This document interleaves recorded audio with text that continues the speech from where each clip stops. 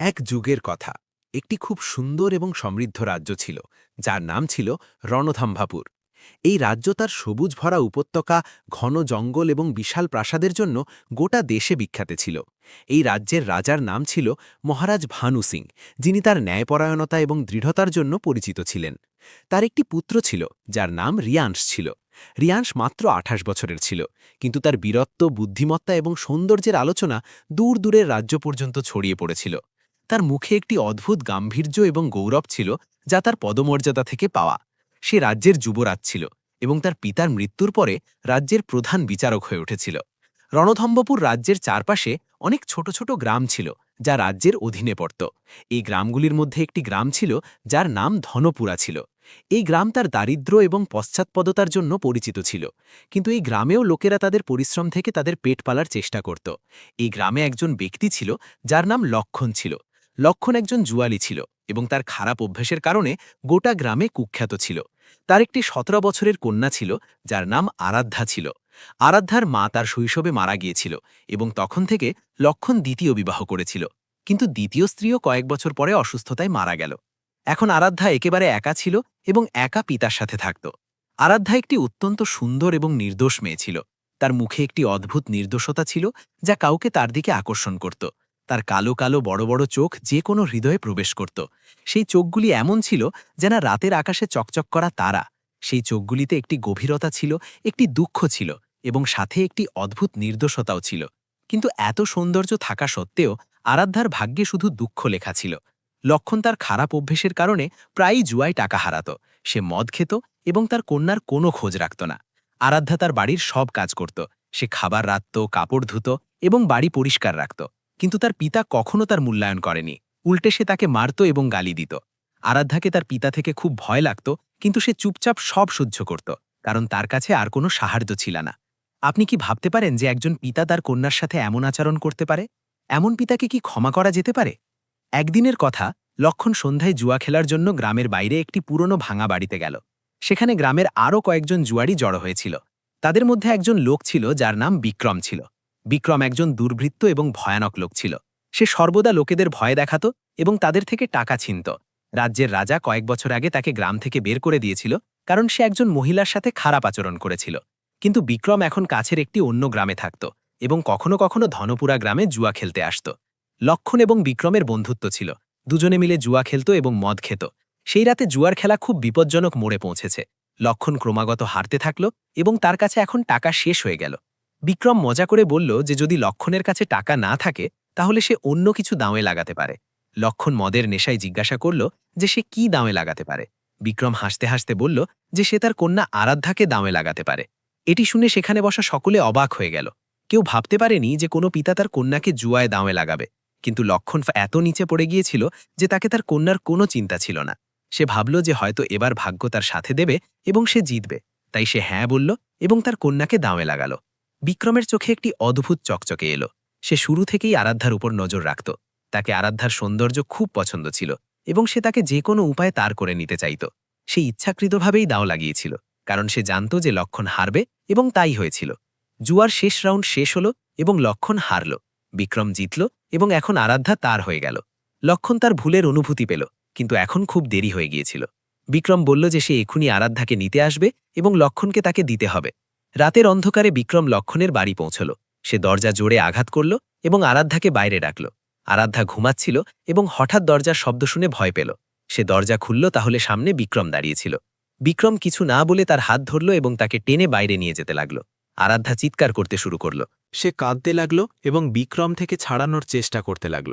তার কান্নার শব্দ শুনে গ্রামের লোকেরা জড়ো হয়ে গেল। সকলে এটি দেখে অবাক ছিল যে বিক্রম আরাধ্যাকে কেন নিয়ে যাচ্ছে, কিন্তু কারও সাহস ছিল না যে বিক্রমের সামনে বলবে। সে একজন বিপজ্জনক দুর্বৃত্ত ছিল এবং তাকে থামানো কারও ক্ষমতায় ছিল না। গ্রামের কয়েকজন বুড়ো লোকেরা আরাধ্যার ওপর করুণা করল। তারা ভাবল যে এই নির্দোষ মেয়েকে বাঁচানো দরকার। তাদের মনে পড়ল যে কাছের গ্রামে যুবরাজ রিয়াংশ থাকেন, যিনি তার ন্যায়পরায়ণতা এবং মহিলাদের প্রতি সম্মানের জন্য পরিচিত। যদি কেউ এই মেয়েকে বাঁচাতে পারে, তাহলে তা শুধু যুবরাজ রিয়াংশ। তাই গ্রামের কয়েকজন লোক দৌড়ে যুবরাজের প্রাসাদের দিকে গেল এবং তাদের সব কথা বলল। যুবরাজ রিয়াংশ তখন তার প্রাসাদে বিশ্রাম করছিলেন। যখন তাদের এই খবর পেলেন তাহলে তার রক্ত ফুটে উঠল। তাদের এমন কথা একেবারে সহ্য ছিল না। তিনি তুরন্ত তার রথে আরোহণ করলেন এবং তার কয়েকজন সৈন্যের সাথে ধনুপুরা গ্রামের দিকে চলে গেলেন। যুবরাজের রথ খুব শানদার ছিল। তার উপর সোনা এবং রূপার খোদাই করা ছিল এবং 4টি শক্তিশালী ঘোড়া তাকে টেনে নিয়ে যাচ্ছিল। রথের ঘণ্টার শব্দ দূর থেকেই শোনা যাচ্ছিল এবং গ্রামের লোকেরা বুঝতে পারল যে যুবরাজ আসছেন। যুবরাজের রথ লক্ষণের বাড়ির সামনে এসে থামল। যুবরাজ রিয়াংশ রথ থেকে নামলেন। তিনি খুব শানদার পোশাক পরা ছিলেন। তার কাঁধে একটি বড় কালো শাল জড়ানো ছিল এবং পায়ে কোলহাপুরি চপ্পল ছিল। তার ঘন গোঁফ তার মুখে একটি অদ্ভুত দীপ্তি দিচ্ছিল। তার মুখ থেকে স্পষ্ট লাগছিল যে তিনি কাউকে ক্ষমা করার মেজাজে নেই। যুবরাজকে দেখে সকল গ্রামবাসী নত হয়ে গেল এবং তার সম্মান করল। যুবরাজ চারদিকে নজর ঘুরিয়ে জিজ্ঞাসা করলেন যে লক্ষণ কোথায়। লোকেরা বলল যে লক্ষণ ভয়ে বাড়ির পিছন থেকে পালিয়ে গিয়েছে এবং বিক্রমও পালিয়ে গিয়েছে। যুবরাজ তুরন্ত তার সৈন্যদের আদেশ দিলেন যে তারা দুজনকে খুঁজে আনুক। যুবরাজের সৈন্যরা খুব চালাক এবং শক্তিশালী ছিল। তারা গোটা রাত লক্ষণ এবং বিক্রমকে খুঁজল এবং সকাল হতে হতে দুজনকে ধরে ফেলল। দুজনকে বেঁধে গ্রামের মাঝে আনা হল, যেখানে পঞ্চায়েত ডাকা হয়েছিল। পঞ্চায়েত একটি এমন সভা ছিল যেখানে রাজ্যের যুবরাজ বা রাজা ন্যায় করত। গ্রামের সকল লোক জড়ো হয়ে গেল এবং যুবরাজের সিদ্ধান্তের অপেক্ষা করতে লাগল। সকলে জানতে চাইত যে লক্ষণের সাথে কি হবে। যে লোকটি তার 17 বছরের কন্যাকে শুধু 10,000 সোনার মুদ্রার বদলে জুয়ায় দাঁওয়ে লাগিয়ে দিয়েছে, তার কি শাস্তি হবে। পঞ্চায়েতের সভা শুরু হল। যুবরাজ রিয়াংশ একটি উঁচু সিংহাসনে বসেছিলেন। তার মুখে গাম্ভীর্য স্পষ্ট দেখা যাচ্ছিল। লক্ষণ এবং বিক্রম দুজনেই বাঁধা অবস্থায় সামনে দাঁড়িয়েছিল। লক্ষণ কাঁপছিল। তাকে তার মৃত্যু তার চোখের সামনে দেখা যাচ্ছিল। যুবরাজ রিয়াংশ থেকে বাঁচা অসম্ভব ছিল। উপরন্তু সে এই অপরাধ করে পালিয়ে গিয়েছিল। যুবরাজ তার পায়ে উপর পা রেখে লক্ষণের দিকে দেখলেন। তার চোখে একটি ঠান্ডা আগুন জ্বলছিল। তিনি জিজ্ঞাসা করলেন যে লক্ষণের কিছু বলার আছে কি, কোনো শেষ কথা বা কোনো শেষ ইচ্ছা। লক্ষণ একদম ঘাবড়ে গেল। তাকে বোঝা যাচ্ছিল না যে কি বলবে। সে ভাবল যে হয়তো যদি সে তার কন্যার উল্লেখ করে তাহলে যুবরাজ তার উপর করুণা করবে, কারণ যুবরাজ রিয়াংশ মহিলাদের বিষয়ে খুব নরম হৃদয়ের ছিলেন। তাই লক্ষণ হাত জোড়া করে যুবরাজের পায়ে পড়ে গেল। সে বলল যে তাকে ক্ষমা করে দেওয়া হোক, কারণ যদি সে মারা যায় তাহলে তার কন্যা অনাথ হয়ে যাবে। তার মা তো শৈশবে মারা গিয়েছে এবং এখন যদি বাপও চলে যায় তাহলে তার যত্ন কে নেবে। লক্ষণ তার মুখে নির্দোষতা এবং অসহায়তা আনার চেষ্টা করল। তাকে আশা ছিল যে হয়তো যুবরাজ তার উপর করুণা করবে, কিন্তু যুবরাজ রিয়াংশ এত সহজে গলে যাওয়ার লোক ছিলেন না। তিনি একেবারে উদাসীনভাবে উত্তর দিলেন। তিনি বললেন যে প্রথম কথা তো এটি যে লক্ষণে কন্যা তার মারা যাওয়ার পরে অনাথ হবে না, কারণ সে প্রাপ্তবয়স্ক। যতদূর তাদের তথ্য আছে তার 18 বছর পূর্ণ হবার জন্য শুধু 3 মাস বাকি আছে। এবং দ্বিতীয় কথা এটি যে যদি লক্ষণকে তার একা থাকার ভয় হয় তাহলে তার সমাধানও করা যেতে পারে। যুবরাজ বললেন যে তিনি এখনই এই মুহূর্তে আরাধ্যার বিবাহ তার বিশ্বস্ত সেবক কমলেশের সাথে করিয়ে দেবেন। সে প্রাসাদে যুবরাজের তত্ত্বাবধানে থাকবে, তাই লক্ষণ শান্তিতে মরতে পারে। এটি বলে যুবরাজ তার কাছে দাঁড়ানো একজন সেবককে ইশারা করলেন, যিনি 40 থেকে 45 বছরের ছিলেন। যুবরাজ তাকে জিজ্ঞাসা করলেন যে সে কি আরাধ্যার সাথে বিবাহ করবে। যুবরাজের এই কথা শুনে গোটা পঞ্চায়েতে একটি নীরবতা ছড়িয়ে পড়ল। লক্ষণের চোখ ফেটে যাওয়ার মতো ছিল। তাকে আশা ছিল না যে যুবরাজ এই সমস্যার সমাধান এত সহজে দিয়ে দেবেন। সে তো শুধু তার মৃত্যু টালতে চাইত এবং ক্ষমা চাইছিল। সে তার নির্দোষ 17 বছরের কন্যাকে মাঝে শুধু নিজেকে বাঁচানোর জন্য নিয়ে এসেছিল, কিন্তু যুবরাজ রিয়াংশ তাকে ক্ষমা করার মেজাজে একেবারে ছিলেন না। যুবরাজ কয়েকজন সৈন্যকে আদেশ দিলেন যে তারা যাক এবং আরাধ্যাকে সম্পূর্ণ সম্মান এবং আদর সহকারে এখানে নিয়ে আসুক এবং শুভ বিবাহের প্রস্তুতি করুক এক্ষুনি, এবং এই মুহূর্তে তার বিবাহ তার বিশেষ সেবক কমলেশের সাথে হবে এবং তারপরে লক্ষণের সিদ্ধান্ত শোনানো হবে। যুবরাজ বললেন যে লক্ষণ তার নামের কত অপমান করেছে। এমন লোকের এই গ্রামে থাকা তাদের সহ্য নয়, বরং এই পৃথিবীতে থাকাও তাদের মেনে নেওয়া যায় না। তাই তিনি সকলের সামনে লক্ষণকে মৃত্যুদণ্ড শোনান। এটি বলে যুবরাজ হঠাৎ দাঁড়িয়ে গেলেন। যুবরাজের মুখ থেকে নির্গত প্রত্যেক কথা পাথরের লকিরের মতো ছিল এবং লক্ষণ এই কথা ভালো করে জানত। তাই তাকে অজ্ঞানের মতো আক্রমণ হতে লাগল। কিছুক্ষণ পরে একটি কালো ওড়নায় জড়ানো সরু সরু মেয়ে সেখানে আনা হলো। সে তার মুখ ঢেকে রেখেছিল, শুধু তার চোখ দেখা যাচ্ছিল, যা কেঁদে কেঁদে ফুলে গিয়েছিল। সেই চোখগুলিতে অসংখ্য জাগ্রত রাতের ক্লান্তি ভরা প্রভাব ছিল, কিন্তু সেই ফোলা চোখের সৌন্দর্য প্রত্যেকের দৃষ্টি তার দিকে টেনে নিচ্ছিল। কালো কানশি চকচকে চোখ এবং সেই চোখের উপর বাঁকা কালো ঘন পলক। কান্নার কারণে হালকা গোলাপিত্ব সেই চোখগুলিকে আরও মারাত্মক করে তুলছিল। যুবরাজ রিয়ান্স শুধু এক নজর সেই মেয়ের দিকে তুলে দেখলেন এবং তার দৃষ্টি তার সেই কালো চোখের সাথে জড়িয়ে পড়ে গেল। কি কোনো চোখ এত সুন্দরও হতে পারে? এক মুহূর্তের জন্য শুধু তার মনে এই চিন্তা এলো। তার নোকেলা পাতলা আঙুলগুলি কালো ওড়না শক্ত করে ধরে রেখেছিল। দূর থেকেই তার কাপা অস্তিত্ব যুবরাজকে দোলায়মান মনে হল। সে তার কালো চোখে এক মুহূর্তের জন্য দেখে যেন থেমে গেল। সময় যেন থেমে গেল। হৃদয়ের এক ধড়কন ছুটে গেল। কি যুবরাজ রিয়ান সঠিক সিদ্ধান্ত নিয়েছিলেন, নাকি তাদের কিছু অন্য করা উচিত ছিল? আপনার মতামত কমেন্টে অবশ্যই বলুন। সেই ছোট মেয়েটি যে কয়েক দূরত্বে দাঁড়িয়ে তার জীবনের সিদ্ধান্ত এবং তার পিতার শাস্তির অপেক্ষায় দাঁড়িয়েছিল, তার অনুরোধ ভরা বড় বড় চোখ থেকে যুবরাজকে দেখছিল। হঠাৎ তার চোখ থেকে অশ্রুর এক ফোঁটা ঘুরে ওড়নায় মিলে গেল, বা হয়তো সোজা যুবরাজ রিয়ান্সের হৃদয়ে প্রবেশ করল। তিনি অনিচ্ছায় নজর অন্যদিকে ফেরালেন। তিনি সিদ্ধান্ত শুনিয়েছিলেন এবং এখন তা থেকে সরতে পারেন না, চাহে হৃদয়ের লক্ষ্য প্রতিবাদ করুক না কেন। লক্ষণ শেষবার সাহস করে আরও একটি দাঁও ছুড়ল। সে বলল যে যুবরাজকে দয়া করা উচিত। তার কন্যা শুধু 17 বছরের। যুবরাজ তার বিবাহ কোনো 40-50 বছরের লোকের সাথে কিভাবে করতে পারেন? না হলে গ্রামের সকলে বলবে যে যুবরাজ কত নির্মম। লক্ষণ বলল যে কথা তাহলে হবে যখন যুবরাজ নিজে তার কন্যার সাথে বিবাহ করবে। তাহলে সে খুশি খুশি মৃত্যুকে আলিঙ্গন করবে। সে এমন একটি শর্ত রেখেছে যা যুবরাজ হয়তো কখনো পূর্ণ করবে না। কিন্তু যুবরাজ বললেন যে ঠিক আছে, তাদের মেনে নেওয়া যায়। যুবরাজ রিয়ান্স একদম সোজা দাঁড়িয়ে গেলেন। তার কণ্ঠে এমন ধ্বনি, এমন কঠোরতা এবং সাথে এমন অদ্ভুত নরম আগুন ছিল যে গোটা পঞ্চায়েত যেন শ্বাস নেওয়া ভুলে গেল। যুবরাজ বললেন যে তিনি এই মুহূর্তে এই মেয়ের সাথে বিবাহ করতে প্রস্তুত। সম্পূর্ণ সম্মান এবং সম্পূর্ণ সম্মান সহকারে তাকে তার নাম দেবেন। এটি বলতে তার চোখে এমন চকচকে ছিল যেন তার হৃদয় হঠাৎ কোনো গভীর ইচ্ছা পেয়েছে। তাদের প্রথম নজরে সেই মেয়ের প্রতি একটি অদ্ভুত আকর্ষণ এবং তার গভীর কালো চোখ থেকে একটি নীরব প্রেম হয়ে গিয়েছিল। এবং লক্ষণ তো যেন অজান্তে তাদের অসুবিধা সহজ করে দিয়েছে। মদনের মুখ এখন চোখ খোলা রাখা। সে রিয়ান্সকে এমন কথা বলতে শোনার কখনো কল্পনাও করতে পারেনি। গ্রামের লোকেরা একে অপরের কানে ফিসফিসাতে লাগল। এটি কি হয়ে গেল? এটি তো একেবারে অদ্ভুত কথা। আমরা কি সত্যি কোনো নাটকে এসেছি? কিন্তু সামনে কালো চাদরে জড়ানো সেই মেয়ে এক মুহূর্তের জন্য একেবারে অচল হয়ে গেল, যেন তার পা থেকে মাটি সরে গিয়েছে। তার কালো চোখ অবাক হয়ে ছড়িয়ে পড়ল। হৃদয় ধকধক করে তার বুকে কাঁপছিল। এই সিদ্ধান্ত থেকে তার চোখে একটি এমন অস্থিরতা উঠে এসেছিল যা রিয়ান্স স্পষ্ট অনুভব করেছিল। সে হয়তো কিছু বলতে চাইত, কিন্তু বলতে পারছিল না। এবং কিছুক্ষণ পরে রিয়ান্সের বিবাহ মদনের কন্যা আরাধ্যার সাথে নির্ধারিত হয়ে গেল। এবং সেই মুহূর্তে বাতাস পর্যন্ত থেমে গেল, যেন ভাগ্য নিজে তাদের গল্প লিখছে। সে তার পাড়ার কমলা চাচির সাথে সভায় এসেছিল। তাকে কি জানা ছিল যে এক মুহূর্তে তার গোটা জীবন উল্টে পাল্টে যাবে? তার বাপকে মৃত্যুদণ্ড শোনানো হবে এবং তার নিজের জীবনের এত বড় সিদ্ধান্ত তার ইচ্ছা ছাড়া নির্ধারিত করে দেওয়া হবে। কিন্তু সে তার সাথে এত বড় অত্যাচার কখনো হতে দেবে না। হঠাৎ সে তার ভিতরে সাহস জাগাল। সে সোজা রিয়ান্সের সামনে এসে দাঁড়াল। তার চোখে এমন আগুন ছিল যে চারপাশে দাঁড়ানো লোকেরাও নীরব হয়ে গেল। তাকে এই রাজপুত্রদের থেকে কোনো ভয় নেই যারা গরিবদের ভাগ্য তার আঙুলের উপর নাচায়। আমি এই বিবাহ স্বীকার করব না, রাজকুমার রিয়ান্স। তার কণ্ঠ গম্ভীরের মতো উঠল, তীব্র কাপা, মগর একেবারে নির্ভয়। আমি আপনার কোনো সিদ্ধান্ত স্বীকার করতে পারি না। যদি আমার বাপ আমাকে জুয়ায় হারিয়ে দিয়েছে, তাহলে তার শাস্তি দেওয়ার আপনি কে, যখন আমি নিজে তাদের ক্ষমা করে দিয়েছি? রিয়ান্সের চোখে এক মুহূর্তের জন্য অবাক ভাব ভাসল। গোটা গ্রামে ফিসফিসানি ছড়িয়ে পড়ল। কেউ এমন সাহস রিয়ান্সের সামনে দেখেনি এবং না শুনেছে। সে চাহে আমাকে বিক্রি করে আমার দর লাগাক। আমি তার কন্যা এবং রয়েছে আমার বিবাহের কথা।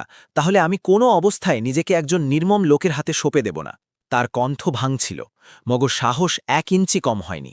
চাহে আমার বাপের জায়গায় আমার মাথা কাটা যাক, আমি আপনার একটি কথাও মানব না। রিয়ান্স এক মুহূর্তের জন্য পাথর হয়ে গেল। তার চোখে রাগ, অবাক এবং আহত অহংকার স্পষ্ট দেখা যাচ্ছিল। আজ পর্যন্ত কেউ তার সিদ্ধান্তকে চ্যালেঞ্জ দেওয়ার সাহস করেনি, এবং এই সূক্ষ্ম মেয়ে সোজা তার চোখে দেখার সাহস করছে। কিছুক্ষণ আগে যে প্রথম নজরের প্রেম তার উপর চড়ে গিয়েছিল, সে তার রাগের গরমে ছল করে ছাই হয়ে গেল। সে ভারী কদমে মেয়ের দিকে এগোল। পরিবেশে এমন নীরবতা ছড়িয়ে পড়ল যেন বাতাসও ভয়ে দাঁড়িয়ে আছে। তুমি জিজ্ঞাসা করছো যে আমি কে? কি আমি তোমাকে বলি যে আমি কে? সে ঝোঁকে তার চোখে চোখ রেখে বলল, বা নিজেকে কোনো দুধ খাওয়া শিশু ভাবছ যে তোমাকে জানা নেই যে আমি কে? আমি এই গ্রামের উত্তরাধিকারী রাজকুমার রিয়ান্স। এই গ্রামে ন্যায় কায়েম রাখা আমার দায়িত্ব, এবং ন্যায় এটিই বলে যে এই লোকটিকে এক্ষুনি এই মুহূর্তে মৃত্যুদণ্ড দেওয়া হোক। এটি শুধু তোমার অপরাধী নয়, এর ওপর অনেক পুরনো মামলাও রেজিস্টার্ড আছে এবং যাদের একই শাস্তি মৃত্যু। এবং যাই হোক, সে তোমার আসল বাপ নয়, বরং সৎ বাপ। তাই তাকে কোনো অধিকার নেই যে তোমার জীবন তার স্বার্থের জন্য দাওয়ে লাগাক, তোমাকে বিক্রি করে দিক বা জুয়ায় হারাক। সতর্ক, যদি আমার সিদ্ধান্তকে চ্যালেঞ্জ দেওয়ার চেষ্টা করো, তাহলে রিয়াংশের ভারী কণ্ঠ গোটা সমাবেশে এমন গুঞ্জিত হল যেন কেউ যুদ্ধের নগাড়া বাজিয়েছে। এবং রয়েছে বিবাহের কথা, তাহলে সে তোমার বাপের শেষ ইচ্ছা মনে করে পূর্ণ করছি। এই গ্রামের উত্তরাধিকারী হওয়ার নাতে আমার অধিকার আছে যে তোমাকে তুরন্ত কারো তত্ত্বাবধানে দিয়ে দিই। এবং তুমি আমার নিয়তের উপর সন্দেহ করতে লাগলে, নিজের ভাগ্যে খুশি হওয়ার পরিবর্তে আমার উপর আঙুল তুলছ। তার কণ্ঠ বিদ্যুতের মতো পড়ল। মগর সেই মেয়ের উপর কোনো প্রভাব পড়েনি। সে একেবারে পাথরের মতো রিয়াংশের সামনে দাঁড়িয়েছিল, ভয় থেকে কোষ দূর। আমি কোনো দুর্বল নারী নই, রাজকুমার রিয়াংশ, সে তীক্ষ্ণতা সহ বলল। আমি নিজে এই সম্পর্ক থেকে অস্বীকার করছি। কোনো সমাজ, কোনো ধর্মের ঠিকাদার আমার ইচ্ছা ছাড়া আমার বিবাহ করাতে পারে না। তাহলে আপনি কে? এখন সে স্পষ্টভাবে রিয়াংশকে খোলা চ্যালেঞ্জ দিচ্ছিল। হঠাৎ কমলা চাচি ভয়ে তার কাছে এলো এবং রিয়াংশের সামনে হাত জোড়া করে দিল। রাজকুমার সাহেব, এটাকে ক্ষমা করে দিন, এটি অজ্ঞ। আমাদের আপনার প্রত্যেক সিদ্ধান্ত মেনে নেওয়া যায়। আপনি এক্ষুনি এর সাথে বিবাহ করুন। সে ভয়ে কাঁপতে কাঁপতে অনুরোধ করছিল। রিয়াংশ, যে এখনও অবাক হয়ে ডুবেছিল, যেন তাদের কথা শুনে সচেতন হয়ে উঠল। তোমার রক্ষক তোমার বাপের নাম নিজে তোমাকে আমার বিবাহে দেওয়ার জন্য প্রস্তুত, তাই তোমার অস্বীকারের কোনো গুরুত্ব নেই। এটি বলে সে ফিরে তার জায়গায় গিয়ে বসল। তাকে এখন যে কোনো হালে এই মেয়ের সাথে বিবাহ করতে হবে, যে তার সামনে দাঁড়িয়ে তার ক্ষমতা এবং তার অহংকার দুটোকেই খোলা চ্যালেঞ্জ দিয়েছে। সে মহারাজ দিনকরের পুত্র ছিল, জেদ এবং অহংকারে তার বাপ থেকে 2 কদম এগিয়ে। এখন সে যে কোনো মূল্যে আরাধ্যা থেকে পিছু হটবে না। কিছুক্ষণ পরে রিয়াংশ এবং আরাধ্যার বিবাহ সম্পূর্ণ রীতি সহকারে সম্পন্ন হয়ে গেল। অগ্নির সামনে 7 ফেরা নেওয়ার সময় তার মুখে একটি অদ্ভুত আকর্ষণ এবং শান্তি ছিল, যেন তার হৃদয়কেই বিশ্বাস দিচ্ছে যে জিদ্দি এবং অটল মেয়ে শুধু তার। অন্যদিকে আরাধ্যার হৃদয় যেন ছিন্ন ভিন্ন হয়ে মাটিতে পড়ে গিয়েছে। কমলা চাচি, আপনি আমার সাথে এটি কি করলেন?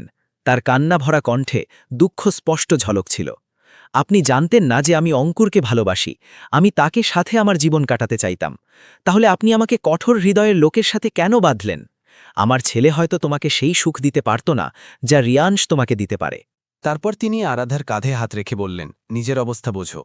এখন তুমি রাজকুমার রিয়াংশের স্ত্রী হয়ে গিয়েছ এবং হয়তো সে তোমার বাপ মদনের ওপর করুণা করবে। যাও, গিয়ে তার থেকে তোমার বাপের জীবনের ভিক্ষা চাও। এটি শুনে আরাধ্যার চোখ থেকে অশ্রু যেন থামার নাম নিচ্ছে না। কমলাজি তাকে টেনে রিয়াংশের একেবারে কাছে নিয়ে এসে দাঁড় করাল। রিয়াংশ এখনও মদনের ওপর তার সিদ্ধান্ত শোনাতে যাচ্ছিল, কিন্তু তার মনে তো শুধু একটি কথাই গুঞ্জিত হচ্ছিল, যে তার নতুন নবধূ কিছুক্ষণ আগে কোনো অন্যের নামে তার ভালোবাসা বিলিয়ে দিচ্ছিল, এবং এই কথা তার ভিতরের আগুনকে আরও উস্কে দিচ্ছিল। যেন এখন সে যে কোনো মূল্যে আরাধ্যাকে এটি ভুলতে দেবে না যে সে তার পুরুষত্ব এবং তার গৌরবকে চ্যালেঞ্জ দিয়েছে। তার ভিতরে যেন ঝড় উঠতে লাগল। এটি আমার স্ত্রী হয়ে কোনো অপরিচিতের নাম জিভে কিভাবে আনতে পারে? মদন যে তার শাস্তির অপেক্ষা করে কাঁপছিল, তাহলে মহারাজা দিনকরের পুত্র রিয়াংশ কদম কদম করে তার একেবারে সামনে এসে দাঁড়াল। তার চোখে সেই কঠোরতা এবং সেই ভয় ছিল। এটি মনে করো না যে তোমার জামাই হয়ে আমি তোমাকে কোনো ছাড় দেব, নিজের সিদ্ধান্ত থেকে পিছু হটব। রিয়াংশ কখনো দুর্বল হয়নি। এটি বলে সে তার কালো শাল তার কাঁধে শক্ত করে জড়াল এবং এগিয়ে যেতে লাগল।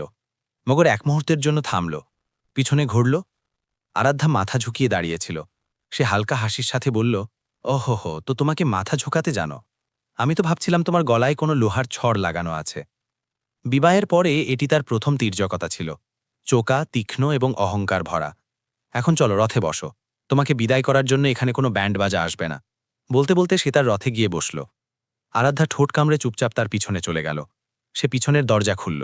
ভিতরে বসতে লাগল যে রিয়াংশের কণ্ঠ বিদ্যুতের মতো গুঞ্জিত হল। ও ম্যাডাম, আমি তোমার সারথি নই, সামনে এসে বসো। তাকে বিশ্বাস হচ্ছিল না যে এটিই সেই মেয়ে যে গোটা সভার সামনে তার সিদ্ধান্তকে চ্যালেঞ্জ দিয়েছে। এক ছটাঙ্ক ভরা মেয়ে, কিন্তু তার সাহস পর্বতের মতো ছিল। তাকে গোটা রাগ তো এই কথার ছিল। এখনও তো রিয়াংশকে তার ওপর তার রাগ উড়াতে হবে। সে তার সাথে সামনের সিটে এসে বসল। মুখ এখনও তার চাদরে ঢাকা ছিল। রিয়াংশ কিছুক্ষণ চুপচাপ রথ চালাতে থাকল। মগর তারপর তাকে দেখার ইচ্ছা তার অস্থিরতা বাড়াতে লাগল। নিজের চাদর খোলো, আমি তোমার স্বামী, কোনো অপরিচিত নই। তার কণ্ঠ একটু নরম ছিল। মগর আরাধ্য শুনে কাঁপল। আমি চাদর খুলব না। এই জেদ তো তোমাকে বিবাহের আগে করা উচিত ছিল। এখন তো আমার মুখ যেমনই হোক স্বীকার করতে হবে। সে স্পষ্ট বিরক্তি সহ বলল। হঠাৎ রিয়াংশ জোনে রথ থামাল। চাদর তো তোমাকে খুলতে হবে, আমিও তো দেখি যে আখির কোন কথার এত অহংকার আমার স্ত্রীর, যে তার স্বামীকে উত্তর দেওয়ায় দুমুখ বলে এবং তাও রিয়াংশকে। সে পুরো ঘুরে তার দিকে তাকাতে লাগল। আরাধ্যাকে তার এই ধরন অত্যন্ত খারাপ লাগল। রক্তে তো ঈশ্বর বহন করে, কিন্তু আচরণ একেবারে নিচের স্তরের। আমি চাদর খুলব না। আপনি কি করবেন? আগেই জোর করে আমার সাথে বিবাহ করেছেন। আমি তো কোনো অন্যকে। সতর্ক সেই শব্দ তার ঠোঁটে ছিল যে রিয়াংশ, যে এখনও শুধু তাকে বিরক্ত করছিল, হঠাৎ সত্যি রাগে ভরে গেল। তার চোখ জ্বলতে লাগল। আমার স্ত্রী হয়ে কোনো অপরিচিতের নাম জিভে আনো না। দ্বিতীয়বার এই নাম শোনালে পরিণাম ভালো হবে না, বোঝো তুমি? রাজকুমার রিয়াংশের পৌঁছনোর পরে তোমাকে শুধু আমার নামের মালা জপতে হবে, এবং এই কথা নিজের মনে ভালো করে বসাও। আরাধ্যা একদম সংকুচিত হয়ে গেল। সে সত্যি রিয়াংশকে হালকা করে নিচ্ছিল। আজ থেকে আমার ছাড়া কোনো অন্যের নাম জিভে আনলে তাহলে কি করবেন আপনি? ছেড়ে দিন, আমাকে তো ছেড়ে দিন। যাই হোক, আপনার সাথে থাকা কে চায়?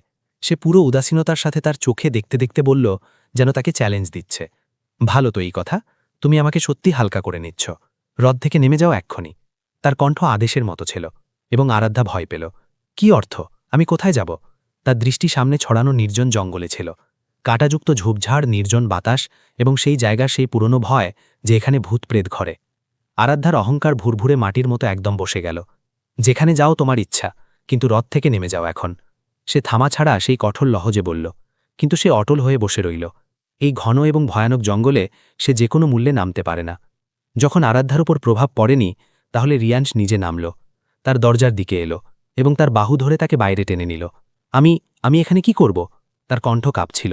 এখানে নির্জনে বসে শেখো যে নিজের স্বামীর সাথে সম্মান সহকারে কিভাবে কথা বলতে হয়, এবং যখন সংস্কার আসবে তাহলে নিয়ে যাব তোমাকে। সে তার চোখে দেখতে দেখতে বলল, যখন আরাধ্যা এখনও তার মুখ দেখায়নি। হঠাৎ আরাধ্যার চোখ ভরে এলো। সে তার থেকে এত নির্মমতার আশা করেনি। ভুল হয়ে গিয়েছে রাজকুমার সাহেব। ভুলে গিয়েছিলাম যে আপনার মতো রাজকীয় লোকের সামনে আমাদের কি অবস্থা হয়। তার ভাঙা কণ্ঠ যেন রিয়াংশের হৃদয়ে কোথাও হালকা আঘাত করল। ঠিক আছে, তাহলে আমার পিছনে পিছনে চলো, কিন্তু রথে বসাবো না তোমাকে। সে এটি বলে রথে বসল এবং এগিয়ে গেল। আরাধ্যা ভয়ে প্রায় দৌড়ে তার পিছনে চলতে লাগল। সেই ভয়ানক জায়গায় একা থাকার তো প্রশ্নই নেই। প্রাসাদ পর্যন্ত সে তার পিছনে পিছনে পায়ে হেঁটে এলো। তাকে দ্রুত দ্রুত শ্বাস উঠতে লাগল। গোটা গ্রামে যার ন্যায়ের গুঞ্জন শোনা যায়, সে ভিতর থেকে কত নির্মম এবং কঠোর হৃদয়ের, এটি কেউ আরাধ্যাকে জিজ্ঞাসা করত। প্রাসাদ পৌঁছে রিয়াংশ রথ থেকে নামল। তোমার শানদার সাহস আছে, মানতে হবে। সে তার গোঁফ টেনে তার মজা করে চলে গেল। আরাধ্যা ঘামে ভিজে দাঁড়িয়েছিল। তার কাপা হাট থেকে তার ঘুমট খোলার চাই যে রিয়াংশ তার পাতলা আঙুলগুলিকে একদম ধরে ফেলল। খোলার কোনো দরকার নেই। এই মুহূর্তে তোমার মুখ দেখানোর জন্য আমার কাছে কোনো বিশেষ জিনিস উপস্থিত নেই। তার লহজা এখন নরম ছিল, মগর আরাধ্যার আত্মা পর্যন্ত কাঁপল। প্রথমে প্রাসাদ চলো, সকলকে তোমার পরিচয় করিয়ে দিই, এবং তোমার মুখ তা আমি একা দেখব। তার কানের একেবারে কাছে এসে সে যে ধরনের এই কথা ফিসফিসিয়েছে, আরাধ্যার কদম যেন মাটিতে ধসে গেল। সে না চাইতেই তার পিছনে চলতে লাগল। হৃদয় শুধু একটি ভয় ছিল, এই লোকের সাথে তার জীবন কিভাবে যন্ত্রণায় কাটবে। এটি ভেবে তার শরীরে ঠান্ডা সংবেদন দৌড়ে গেল। রিয়াংশ ভিতরে প্রবেশ করল। কৌশল্যাজি তাকে দেখে হাসলেন। আমার ছেলে এসে গিয়েছে। অরে সুমিত্রা, দ্রুত রিয়াংশের জন্য ঠান্ডা জল আনো। দ্রুত সে তার কাছে এলো। তার মুখ দুই হাতে ধরে চুমু খেল। জীবিত থাকো আমার সন্তান। রিয়াংশ তার কৌশল্যে আন্টির সাথে খুশি খুশি মিলল। সে তার জন্য মায়ের মর্যাদা রাখত, কারণ রিয়াংশের মাতাপিতার মৃত্যুর পরে কৌশল্যাজি তাকেই পালন করেছিলেন। সে অন্য শহরে তার স্বামী প্রকাশ এবং কন্যা তনভীর সাথে থাকত। মগর তনভীর ছুটির কারণে সে কয়েকদিন আগে প্রাসাদে এসেছিল, এবং এবার তো তারা কোনো সিদ্ধান্ত করে যাওয়ার মন করে রেখেছিল। অরে কি সব ভালোবাসা, নিজের সন্তানের ওপরই বিলিয়ে দেবে? আপনি তো আমাকে দেখে কখনো আমার কপাল চুমু খাননি। হঠাৎ সভাকক্ষে তনভী পালকিতে বসে এলো। সরু পাতলা আধুনিক মেয়ে। রিয়াংশকে দেখে তার চোখে তারা চকচক করে উঠল। তার মাকে বিরক্ত করার অন্দাজে বলল। সে হেসে ঘুরল। এটি তো স্পষ্ট, রিয়াংশের জায়গা কেউ নিতে পারে না, এবং তুমিও না তনভী। রিয়াংশ কৌশল্যাজির কথা শুনে হাসল, মগর হৃদয় হালকা দুঃখ ছিল। যদি কৌশল্যাজি জানতে পারে যে আমি তাদের অনুমতি ছাড়া বিবাহ করেছি, তাহলে। হঠাৎ কোনো চিন্তায় সে পিছনে ঘুরল। আরাধ্যা মাথা ঝুঁকিয়ে ভিতরে এসে গিয়েছে। রিয়াংশ ভেবে নিয়েছে যে তাকে কিভাবে পরিচয় করাতে হবে। অরে, আমি বলতে ভুলে গিয়েছি, এদের সাথে মিলুন। এটি আরাধ্যা। আজ থেকে এটি এই বাড়িতে থাকবে। আও আরাধ্যা, ভিতরে আও। লজ্জা পেও না, এটাকে নিজেরই বাড়ি ভাবো। রিয়াংশের কথা শুনে যেখানে দাদিসা তার চোখ পরিষ্কার করলেন, সেখানে কৌশল্যাজি এবং তনভী অবাক হয়ে তাকে দেখতে লাগল। সে সাধারণ ঘাগরা চলি পরে মুখ চাদরে ঢেকে দাঁড়িয়েছিল। মগরের আগে যে সে কোনো প্রশ্ন করে রিয়াংশ তার গুরুত্ব স্পষ্ট করে দিল। আমি এটাকে দাদিসার জন্য বিশেষ যত্নকারী হিসেবে দেখেছি। আজ থেকে এটি দাদিসার সাথে ছায়ার মতো থাকবে। তাদের প্রত্যেক দরকারের ভালো করে যত্ন নেবে, যাতে আমাকে আপনার দিক থেকে কোনো চিন্তা না হয়। দাদিসা, শেষে সে দাদিসার সামনে হাঁটু টেকে বসল, তাদের আশীর্বাদ নিল। জীবিত থাকো আমার সন্তান, সর্বদা সুখী থাকো। দাদিসা আশীর্বাদ দিলেন এবং আরাধ্যা যেখানে দাঁড়িয়েছিল সেখানে অপমানের মারে মাটিতে ধসে গেল। তো এটি ছিল তার অবস্থা। সে এখানে রিয়াংশের জীবনে তার স্ত্রী হয়ে নয়, বরং একজন নোকরানি হয়ে এসেছে। সে চাইতে সকলের সামনে সেই সত্য বলতে পারেনি, যা স্বীকার করে সে রিয়াংশের কাছে এসেছে। তন্ভী তাকে মাথা থেকে পা পর্যন্ত গভীরভাবে দেখল। এই ঘুঙট কেন পড়ে রেখেছ? এখানে কেমন লজ্জা? চাদর খোলো এবং কাজে লাগো। কুশল্যাজিও তীক্ষ্ণ লহজে তাকে ডাঁটলেন এবং আরাধ্যা শুধু পাথর হয়ে দাঁড়িয়ে রইল। অরে কুশল্যা, কি হয়েছে? কেন ডাঁটছ শিশুকে? দাদিসা বললেন, রিয়ান সেটাকে আমার জন্য নিয়ে এসেছে, তাহলে এটাকে আমি সামলাব। তোমরা দুজনে এর উপর আদেশ চালিও না। দাদিসা রাগ ভরা অন্দাজে বললেন, আও বেটি, এদিকে আও আমার কাছে। দূর কেন দাঁড়িয়ে আছো? আমি তো তোমাকে কন্যা করে রাখব। ঈশ্বর খারাপ নজর থেকে বাঁচাক। কোথাও থেকে এটি নোকরানি লাগে না। দাদিসা তার পালকি ছেড়ে আরাধ্যার কাছে এলো। রিয়াংশ এক নজর তার উপর ফেলল, তারপর এগিয়ে গেল। সে তার প্রতিশোধ সম্পূর্ণ করেছে। সেই মেয়ের অহংকারের এটি শাস্তি হওয়া উচিত ছিল। রাতে সে দাদিসার কক্ষে এলো। দাদিসা চোখে চশমা লাগিয়ে সামনে দিয়া দেখছিলেন এবং হাতে জলের গ্লাস ছিল। অরে অরে, আও বেটা রিয়াংশ, জল খাবে? খুব ভালো জল দিয়েছে আরাধ্যা। বেটা, তোমরা তো আমার জীবন বদলে দিয়েছ। এত সুন্দর শিশু, এত সাজানো এবং সাজানো। অরে আরাধ্যা বেটা, কোথায় রয়ে গিয়েছ? রিয়াংশের জন্য জল নিয়ে আও। সে সেখানে দাদিসার কাছে চেয়ারে বসল। তাদের কি বলবে যে সে নৌকর নয়, বরং তার বিবাহ করে এসেছে, যাকে সে এখনও দেখেনি। তাকে এত তো জানা ছিল যে এই খবর শীঘ্রই তার প্রাসাদে পৌঁছবে, কারণ গোটা গ্রাম জানে যে সে আরাধ্যার সাথে বিবাহ করেছে। কিন্তু এখনও সে তার মুখ থেকে বাড়ির লোকেদের কিছু বলেনি। এতক্ষণে সে কক্ষে এলো, হাতে জলের গ্লাস ধরে কদম কদম বাড়াতে রিয়াংশের কাছে এলো। রিয়াংশ তাকে দেখে যেন শ্বাস নেওয়া ভুলে গেল। বড় বড় কালো চোখের নিচে ছোটসি অহংকারী নাক এবং গোলাপি কাটা ঠোঁট, সাদা গালে লজ্জার হালকা লালিমা উঠে এসেছে। সে একটি ঝিঝকা নজর রিয়াংশের উপর ফেলল এবং জলের গ্লাস তার দিকে বাড়িয়ে দিল। মাগার রিয়াংশ তো এখনও তাতে হারিয়েছিল। সে জীবনে অনেক সুন্দর মুখ দেখেছে, তানভীও কারো থেকে কম নয়। মাগার এমন নির্দোষ, অদাগ এবং ধোয়া ধোয়া সাফ কাচের মতো চকচকে মুখ হয়তো সে আগে কখনো দেখেনি। তার উপর সত্যি অহংকার দেখাত এবং সে এই যোগ্য যে রিয়াংশের স্ত্রী হবার পদে অহংকার সহকারে থাকতে পারে। জলের গ্লাস ধরে রিয়াংশ এখনও তার দিক থেকে নজর সরাতে পারেনি। আও বেটা, এদিকে আমার কাছে বসো। দাদিসা তো তার উপর ফিদা হচ্ছিলেন এবং রিয়াংশের তো যেন বলাই বন্ধ হয়ে গেল। রিয়াংশ বেটা, এটাকে বলো আজ থেকে এটি আমার কাছে থাকবে, আমার কক্ষে থাকবে। কেমন কথা করছো দাদিসা? এটির জায়গা তো ভাণ্ডারের কক্ষে হওয়া উচিত। এটি তোমার নোকরানি। আরাধ্যাকে বিরক্ত করার অন্দাজে রিয়াংশ বলল। সে চোর নজরে আরাধ্যার মুখ দেখল, যেখানে হালকা হালকা রাগের লালিমা উঠে এসেছে, এবং এই রাগই তো রিয়াংশ দেখতে চাইত। সে রাগে আরও লাল হয়ে গিয়েছে, মাগার হয়তো সে আরাধ্যাকে আরও বিরক্ত করতে চাইত। না বেটা, কেমন কথা করছো? এটি কোথাও থেকে নোকরানি লাগে না, বরং খানদানি এবং বিন মা বাপের শিশু। অরে কি দরকার ছিল এটির পিতাকে রাজার সিপাহীদের থেকে ধরানোর, তাকে ক্ষমা করে দিতে? এই শিশুর একা সাহায্য তোমরা ছিনিয়ে নিয়েছ। ভালো তো এটি আসতেই আমার অভিযোগ লাগাতে বসে গিয়েছে। এবং কি কি বলেছে এটি তোমাকে? রিয়াংশ কপাল ঠেকালো। এবং কি বাকি রয়েছে বলার বেটা? এত দুঃখভরা গল্প শুনিয়েছে, আমার তো চোখ নম হয়ে গিয়েছে। বাস, এখন আমি এটাকে আমার কাছে রাখব, কোথাও যেতে দেব না। দাদিসা তো মাথা থেকে পা পর্যন্ত তার ভালোবাসায় বাধা হয়ে গিয়েছে। ঠিক আছে দাদিসা, আপনি বিশ্রাম করুন এবং তুমি চলো আমার সাথে, তোমার ঠিকানা দেখিয়ে দিই। সে যে দাদিসার সাথে বসেছিল একদম ভয়ে উঠল। বেটা, কেন নিয়ে যাচ্ছ এটাকে? আমার একাকিত্ব দূর করার জন্য নিয়ে এসেছিলে না? এটাকে এখানে আমার কাছে থাকতে দাও, এখানে ঘুমিয়ে যাবে। মগার আমি এটাকে ভাণ্ডারের কক্ষে যেতে দেব না, বেচারা ভয় পেয়ে যাবে একা। দাদিসা আবার তার পক্ষপাতিত্ব করল।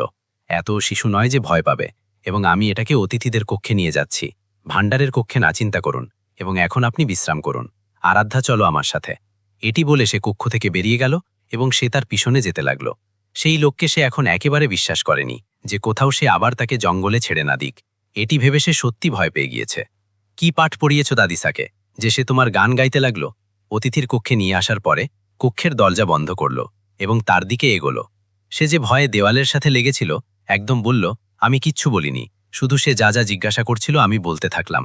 এবং আপনি চিন্তা করো না, আমি কখনো কারো সাথে আমাদের মধ্যের সম্পর্কের উল্লেখ করব না। আমাকে নিজের অবস্থা ভালো করে জানা আছে রাজকুমার সাহেব। সে হয়তো তার পরাজয় স্বীকার করেছে। সে কদম কদম তার দিকে এগোতে থাকল। ভালো, মগার আমাকে তো জানা আছে যে তুমি আমার কি এবং আমি কি করতে পারি তোমার সাথে এই নির্জনে। সে তার সৌন্দর্য দেখে যেন বিভ্রান্ত হয়ে গিয়েছে।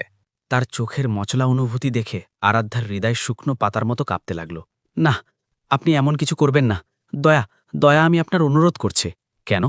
আমার থেকে ভয় লাগছে যে খেয়ে না যাই তোমাকে। এবং যাই হোক, তোমার মুখ দেখানো তো এখনো দিইনি আমি। সে তার থুতনির নিচে তার হাতের তালু রাখল, তার নাজুক মুখ উপরে তুলল। সে কাছে থেকে তো আরও মারাত্মক লাগছিল। আমার প্রত্যেক আদেশ মানতে থাকবে তো? তোমাকে রাজকুমারীদের মতো রাখব। যদি অস্বীকার করো তো তুমি জানো না যে আমার দ্বিতীয় রূপ তুমি সহ্য করতে পারবে না। সে তার গরম শ্বাস তার মুখে ছেড়ে তাকে আরও ভয় দেখাতে বলল। সেই ভয় পাওয়া রূপে আরও বেশি সুন্দর লাগছিল। এবং কি সুন্দর বানিয়েছে তাকে বানানোর যিনি, সে প্রত্যেক রূপে মারাত্মক লাগত। রিয়ান্সের মন তার লাল আনাড়ি ঠোঁট ছোঁয়ার জন্য মচলাতে লাগল। কি, কোনো ঠোঁট এত প্রাকৃতিক লালও হতে পারে? সে তার আঙুলের ডগা থেকে তার ঠোঁট ছুঁয়েছে এবং এই ছোঁয়ায় সে শিহরে উঠেছে, কিন্তু অসহায় ছিল। সে তার এত কাছে ছিল এবং 2 হাত দেয়ালে টেকে সে তার চক্রে বন্দি করে রেখেছে যে সে কোথাও যেতে পারে না। অসহায়তার মারে আরাধ্যার চোখ থেকে অশ্রু টপকে পড়ল। তাকে তার এত অসহায়তায় কাঁদতে আসছিল। এই কারণেই তো তাকে রাজকুমারদের থেকে ভয় লাগত, তাদের থেকে ঘৃণা ছিল, কারণ তারা নিজের থেকে কম লোকেদের জুতোর নোকায় রাখত। উফ, এই কান্না তো বন্ধ করো যার। তোমার এই রূপ আমাকে আরও বিভ্রান্ত করছে। আরাধ্যার ঠোঁট ধীরে কাঁপল। অশ্রু ঘুরে তার ঠোঁটের কিনারায় থেমে গেল এবং এমন লাগল যেন গোলাপের পাতায় ওসের মতি চকচক করছে। এবং এখন তো রিয়ান্স নিজের উপর নিয়ন্ত্রণ করতে পারে না। চোখ বন্ধ করে সে তার ঠোঁটের মতি তার ঠোঁট থেকে পান করল। গরম শ্বাস এবং দহকা ঠোঁট আরাধ্যাকে এমন লাগল যেন তার গোটা অস্তিত্ব দহক উঠেছে। সে তার শ্বাস থামিয়ে দিয়েছে। কিছু মুহূর্ত পরে তাকে একটু দূর সরিয়েছে। ভালো, ঠিক আছে, কিছু বলবো না। এখন অশ্রু পরিষ্কার করো দ্রুত। সে 2 কদম পিছনে সরল। হয়তো তাকে সত্যি এই সূক্ষ্ম কুড়ির ওপর করুণা এসেছে। আজ তো পিছনে সরে গিয়েছি, মাগার মনে রাখো, বেশি দেরি পর্যন্ত তুমি দূর থাকতে পারবে না আমার থেকে। এবং আজ থেকে তুমি এই কক্ষে ঘুমাবে। দাদিসা বললেও তাদের অস্বীকার করে দিও, বোঝো? সে তাকে আদেশ দিয়ে বাইরে চলে গেল এবং আরাধ্যার জানে যেন জান ফেরে এলো। সে যেন তার কক্ষে প্রবেশ করল। তানভীর সামনে বিছানায় পা রেখে বসেছিল। রিয়ান্স তাকে দেখে অবাক হলো। ঘড়িতে সময় দেখল তো 11টা বাজছে। সব ঠিক? তুমি এই সময় আমার কক্ষে? সে হালকা অন্দাজে বলল। কেন, কি কারো অন্যের অধিকার নেই এই কক্ষে? সে বড় অহংকার সহ বলল। এমন কখন বলেছি আমি? শুধু আজ খুব ক্লান্ত হয়ে গিয়েছি যার, ঘুমাতে চাই। সে নিষ্প্রাণসী বিছানায় পড়ল। কিন্তু রিয়ান্স, আমি তো তোমার সাথে কিছু সময় কাটানোর ভাবছিলাম, কিন্তু তুমি তো খুব বিরক্তিকর যার। যাই হোক, সারাদিন সভায় সিদ্ধান্ত শোনাও এবং রাতে এসে ঘুমিয়ে যাও। কিভাবে কাটবে আমাদের? সে তাকে বিরক্ত করে বলল। তো কে বলছে আমার মতো বিরক্তিকর লোকের সাথে সময় কাটানো? কি করব? হৃদয়ে তো থামল তোমার ওপর, তো কোনো অন্য বসে না এতে। তানভীর কথা শুনে রিয়ান্সের চোখে একটি নির্দোষ ছবি থেমে গেল। সত্যি বলছো? হৃদয় তো নিজের মন মান্য করে। সে ঠোঁটের নিচে ধীরে হাসল। ভালো, রিয়ান্স, তোমাকে জানা আছে না মা এখানে কোন উদ্দেশ্যে থেকেছে? তুমি কখন গম্ভীর হবে আখির আমাদের সম্পর্ক নিয়ে? তানভী খোলাখুলি কথা বলল তো সে একদম চিন্তিত হয়ে গেল। এটি সত্য ছিল। তানভী তার পছন্দের এবং একা বন্ধু ছিল। কৌশল্যা আন্টির ইচ্ছা তাকেও ভালো করে জানত। মাগার না জানি কেন সে কখনো তার হৃদয়কে এমন অসংযত হওয়া অনুভব করেনি যা আজ কোনো অন্যের জন্য করেছে। সে যে এখন তার স্ত্রী, তার আমানত। দেখো তানভী, তুমি শহরের বাসিন্দা, গ্রাম তোমাকে বিরক্তিকর লাগে, এবং আমাকেও। তাহলে তুমি কেন নিজের জীবন এক বিরক্তিকর লোকের সাথে কাটাতে চাও? কি অর্থ? আমি তোমাকে ভালোবাসি যার, এবং ভালোবাসায় লোক সবকিছু সহ্য করে নেয়। তোমার চিন্তা ছেড়ো, আমি তোমার সাথে জঙ্গলে কাটিয়ে নেব। শুধু তোমাকে সেহরা সাজানোর প্রস্তুতি করতে হবে। সে তাকে সতর্ক করে কক্ষ থেকে চলে গেল এবং সে মাথা ধরে বসল। উফ, ভাবুক মেয়েকে কিভাবে বোঝাই যে রিয়ান্সের হৃদয় এখন তার নিজের অধিকারে নেই। তাকে প্রথমবার ভালোবাসা হওয়ার অনুভূতি হয়েছে, যা খুব সুন্দর ছিল। আরাধ্যাকে বিরক্ত করার তো আলাদা মজা ছিল। তার নরম ঠোঁটের স্পর্শ তার চিন্তায় এলো তো সে দ্বিতীয়বার মাতাল হল। তাকে তার বাহুতে সমেটে নিতে চাইত, কিন্তু জানত সে এখনও ছোট। এই অনুভূতি থেকে অজান। ধীরে ধীরে সে তার উপর তার ভালোবাসা প্রকাশ করতে চাইত। এখন সে তাকে আরও চিন্তিত করার চিন্তা করতে লাগল। সকালে নাস্তার টেবিলে সে বসে বার তাকেই দেখছিল, যে রান্নাঘরে খাবার বানানোতে লেগেছিল। তন্ভী তার পাশে বসে নাস্তা করছিল। আরাধ্যা রিয়ান্সে নাস্তা নিয়েও দ্রুত। কৌশল্যাজি তাকে দেখে বললেন, বড় অলস মেয়ে, এক কাজ 100 বার বলো তাহলে করে। যখন থেকে সে এখানে এসেছে তখন থেকে ক্রমাগত প্রাসাদে অশুভতা ছড়িয়ে গিয়েছে। কৌশল্যাজি তাকে বিরক্ত করে বললেন, বড়ই অলস মেয়ে, এক কাজ 100 বার বলো তাহলে করে। যখন থেকে সে এখানে এসেছে তখন থেকে ক্রমাগত প্রাসাদে অশুভতা ছড়িয়ে গিয়েছে। কৌশল্যাজি তাকে নফরত সহ বললেন। আরাধ্যা কৌশল্যাজির কথা শুনে অশ্রু মুছে সেখান থেকে যেতে লাগল যে, তাহলে তাকে রিয়ান্সের কণ্ঠ শোনা গেল। এদিকে আও, আমার কাছে এসে বসো আরাধ্যা। রিয়াংশ নরমভাবে তার হাত ধরে নিল এবং তনভি যে এটি সব দেখছিল একদম অবাক হয়ে গেল। তার বোঝা আগে থেকেই তাকে বিপদের ঘণ্টা বাজাচ্ছিল। ব্যাটা, এটি কি করছো? কেন এই 2 পয়সার নোকরানির এত পক্ষপাতিত্ব করছো? কৌশল্যাজি অবাক হয়ে রিয়াংশকে দেখলেন। এটি 2 পয়সার নোকরানি নয় আন্টি, এটি আরাধ্য রিয়াংশ, আমার স্ত্রী, আমার বিবাহিত। এই বাক্য সকলের ওপর অবাকের পর্বত ভেঙে দিয়েছে। এটি কি অর্থহীন কথা? কৌশল্যাজি একদম বিছানা থেকে উঠলেন এবং দাদি স্যার তো যেন হৃদয়ের ইচ্ছা পূর্ণ হয়ে গিয়েছে। তাদের তো সে প্রথম দিনেই ভাই ছিল, এমনই বধূ সে রিয়াংশের জন্য চাইত। এটি অর্থহীন কথা নয়, সবচেয়ে বড় সত্য। সভায় করা আরাধ্যার পিতার বিরুদ্ধে সিদ্ধান্তে তাকে লাবারিশ করে দিয়েছে এবং এটি তার পিতার শর্ত ছিল যে তার কন্যাকে কেউ গ্রহণ করবে। এই কারণে আমি সকলের মতামতকে মনে রেখে হ্যাঁ বলে দিয়েছি। আমি এমন সকলকে আমার বিরুদ্ধে করতে পারি না, এবং না আমি কোনো মেয়েকে এমন অসহায় ছেড়ে দিতে পারি। আমি তখন অসহায় ছিলাম, মগর আজ আমি খুশি যে আমি আরাধ্যাকে বেছে নিয়েছি। এটি আমার স্ত্রীর মর্যাদার যোগ্য। তার এই বাক্য তনভির হৃদয়কে জ্বালিয়ে ছাই করে দিয়েছে। রিয়াংশ, আমি এই দিন দেখার জন্য তো তোমাকে মা হয়ে পালন করিনি না? তুমি জানো না যে তনভি শৈশব থেকে তোমাকে চায়? সে তো মরে যাবে। কৌশল্যাজি একদম কাঁদতে লাগলেন। আমাকে ক্ষমা করে দাও আন্টি, মগর আমি এখন কোনো অবস্থাতে আরাধ্যা থেকে পিছু হটতে পারি না। আমি তনভিকে সর্বদা নিজের বন্ধু মনে করেছি, এবং আজ যা সে করেছে সেই বন্ধুত্বের সম্মান ছিল যে আমি তার মুখে থাপ্পড় মারিনি। না হলে এই কথা ক্ষমা করা যায় না। আমি আপনার অনুগ্রহের সর্বদা কৃতজ্ঞ থাকব, মগরের বদলে আমি নিজেকে সঁপে দিতে পারি না, এবং না আমার হৃদয় এখন এই কথার অনুমতি আমাকে দেয়। ক্ষমা চাই। এটি বলে সে উঠে কক্ষের দিকে এগোল। জ্বালা যন্ত্রণা এখন তার চোখ থেকে প্রকাশিত ছিল। দাদিসা সিঁড়ি চড়তে পারেন না, এই কারণে তারা আরাধ্যাকে তার কক্ষে পাঠিয়েছে। সে কমিজ খুলে এখন নিজেই ব্যান্ডেজ লাগাচ্ছিল। খুব কষ্টে যন্ত্রণা তার চোখে প্রকাশিত হচ্ছিল। সে দ্রুত তার কাছে এলো। দয়া করে আমাকে ব্যান্ডেজ করতে দিন। সে তার হাত থেকে ব্যান্ডেজ ধরে নিয়েছে। ঘা বেশ ছড়িয়ে গিয়েছে। যদি এই তেল আজ তার মুখে পড়ত তো সে ভেবে একটি শিহরণ নিল। রিয়াংশ তার চোখে দেখে যেন সব যন্ত্রণা ভুলে গেল। সে তার হাত ধরে তাকে নিজের কাছে বসালো। কি এখনো আমার থেকে কোনো অভিযোগ আছে তোমার? সে তার চোখে দেখতে দেখতে বলল, তো কি এটি সব হিরো হওয়ার জন্য করেছেন আপনি? তো খুব ধন্যবাদ, না হলে আজ তো আমি নিজের মুখ কাউকে দেখানোর যোগ্য না থাকতাম। সব মজা করত আপনার, যে রিয়াংশের স্ত্রী মুখ দেখানোর যোগ্য নয়। চাহে আমি নামমাত্রই সত্য আপনার স্ত্রী। সে না চাইতেই রাগ হয়েছে, এবং রিয়াংশ অবাক হল। আখের কোন মাটির তৈরি তুমি? কোনো কথার প্রভাব হয় না তোমার ওপর, উল্টে খারাপ চিন্তা হয়ে যায়। সে যেন জীবন ভরে জ্বলছে। তো কি করব? আপনি এখানে নিয়ে আসতেই আমাকে সকলের চোখে দুকড়ির করে দিয়েছিলেন, নোকরানি বানিয়ে দিয়েছেন। আপনাকে কি লাগে যে নোকরানিদের সাথে কি ধরনের আচরণ করা উচিত? তার নারাজির আসল কারণ এখন সামনে এসেছে। ভালো তো এই কথা, দাদিসার সেবাকে তুমি এত নীচ মনে করো? বরং সত্য জিজ্ঞাসা করো তো, আমি তোমাকে তাদের জন্যই বিবাহ করে নিয়ে এসেছিলাম। তাদের একেবারে তোমার মতো বধূ আমার জন্য চাই। যদি আমি বিবাহ করতাম তো এমনই কোনো মেয়ের সাথে করতাম যে আমাকে সামলাতে পারে, এবং বিশেষ করে দাদিসাকে সামলাতে পারে, তার একাকিত্ব দূর করতে পারে। যদি তুমি এই জিনিসকে কম মনে করো তো এটি তোমার নিজের চিন্তা। আরাধ্যা তার কথা শুনে লজ্জিত হয়ে গেল। আমাকে তাদের সেবা করতে কোনো লজ্জা নেই, বরং সে তো আমাকে নিজের দাদিসার মতো লাগে। নরম হৃদয়, খোলা হৃদয়ের, ভালোবাসা করা। সে তার বাহুতে ব্যান্ডেজ বাঁধতে বলতে লাগল। তার সঙ্গের অনুভূতি খুব গভীর ছিল যে তার হাত কাঁপতে লাগল। অরে, তুমি তো রং বদলাও যার, তুমি এত নির্দোষ নাও যত দেখাও। সে তাকে তার কাছে টেনে বলল, এবং এর আগে যে সে তার ওপর প্রভাবশালী হয়। আরাধ্যা হঠাৎ উঠল। আপনি একবার চিকিৎসককে দেখিয়ে দিন। আমি তো যত করতে হবে করে দিয়েছি। এখন আমি দাদিসার কক্ষে যাচ্ছি। তাদের সেবার জন্য যদি আপনাকে কিছু চাই তাহলে বলুন। সে নির্দোষভাবে বলল। তো রিয়াংশ ধীরে হাসল।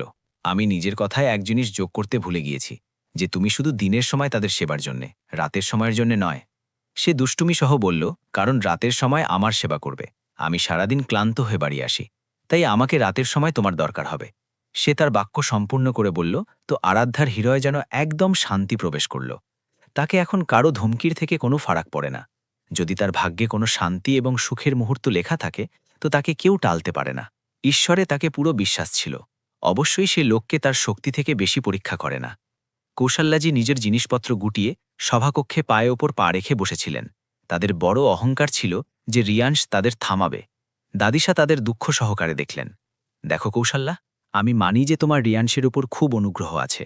তুমি তাকে তখন গোদে তুলেছিলে যখন তার মাথা থেকে মা বাপের ছায়া উঠে গিয়েছিল। মগর তুমি নিজে বলো যে এটি সবকিছু তুমি তার জন্যে করেছিলে, না যে নিজের কন্যার রিশটা আমার সাথে করতে পারো? এটি তো দ্বিমুখিতা হলো না?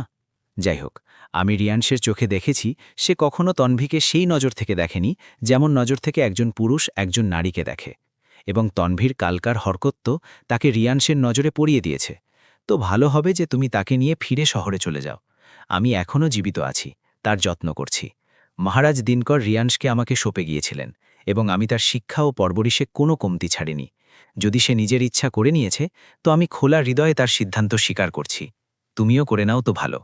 আমি এই রবিবারে রিয়াংশের বিবাহ অনুষ্ঠান ধুমধাম সহকারে করছি। যদি তুমি সত্যি তাকে নিজের ছেলে মানো তো তার ইচ্ছার সম্মানও রাখো, না হলে নিজের এবং অপরিচিতের মধ্যে কি পার্থক্য থাকবে? দাদিশা কৌশল্যাকে অবাকের সাগরে ডুবিয়ে সেখান থেকে চলে গেলেন এবং কৌশল্যাজি যেন হার মেনে নিয়েছিলেন। সে রিয়াংশকে জানত সে কখনো সেই মেয়ে থেকে পিছু হটবে না। মগর আসল সমস্যা তো তন্ভী ছিল। সে কিভাবে তার ছাড়া বাঁচবে এটি ভেবে সে মাথা ধরে বসল। বেটা, এখানে আও, আমি পট্টি বাঁধে দিই। তুমি তো জানো না সে একটু রাগী এবং তোমার বিষয় তো খুব সংবেদনশীল।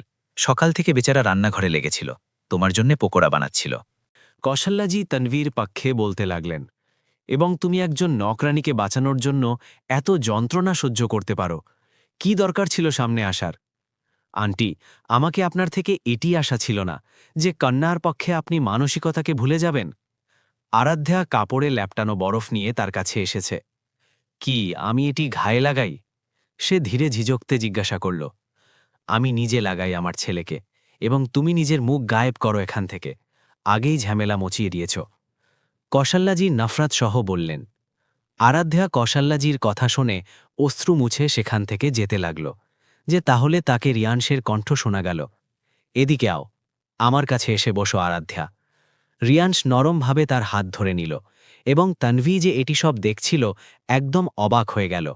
তার বসা আগে থেকেই তাকে বিপদের ঘণ্টা বাজাচ্ছিল। বেটা, এটি কি করছ? কেন এই 2 পয়সার নকরানির এত পক্ষপাতিত্ব করছ? কৌশল্যাজি অবাক হয়ে রিয়াংশকে দেখলেন। এটি 2 পয়সার নকরানি নয় আন্টি, এটি আরাধ্যা রিয়াংশ, আমার স্ত্রী, আমার বিবাহিত। এই বাক্য সকলের ওপর অবাকের পর্বত ভেঙে দিয়েছে। এটি কি অর্থহীন কথা? কৌশল্যাজি একদম বিছানা থেকে উঠলেন এবং দাদি স্যার তো যেন হৃদয়ের ইচ্ছা পূর্ণ হয়ে গিয়েছে। তাদের তো সে প্রথম দিনেই ভাই ছিল, এমনই বধূ সে রিয়াংশের জন্য চাইত। এটি অর্থহীন কথা নয়, সবচেয়ে বড় সত্য। সভায় করা আরাধ্যার পিতার বিরুদ্ধে সিদ্ধান্তে তাকে লাবারিশ করে দিয়েছে, এবং এটি তার পিতার শর্ত ছিল যে তার কন্যাকে কেউ গ্রহণ করবে। এই কারণে আমি সকলের মতামতকে মনে রেখে হ্যাঁ বলে দিয়েছি। আমি এমন সকলকে আমার বিরুদ্ধে করতে পারি না, এবং না আমি কোনো মেয়েকে এমন অসহায় ছেড়ে দিতে পারি। আমি তখন অসহায় ছিলাম, মগার আজ আমি খুশি যে আমি আরাধ্যাকে বেছে নিয়েছি। এটি আমার স্ত্রীর মর্যাদার যোগ্য। তার এই বাক্য তানভীর হৃদয়কে জ্বালিয়ে ছাই করে দিয়েছে। রিয়াংশ, আমি এই দিন দেখার জন্য তো তোমাকে মা হয়ে পালন করিনি। না তুমি জানো যে তানভী শৈশব থেকে তোমাকে চায়? সে তো মরে যাবে। কৌশল্যাজি একদম কাঁদতে লাগলেন।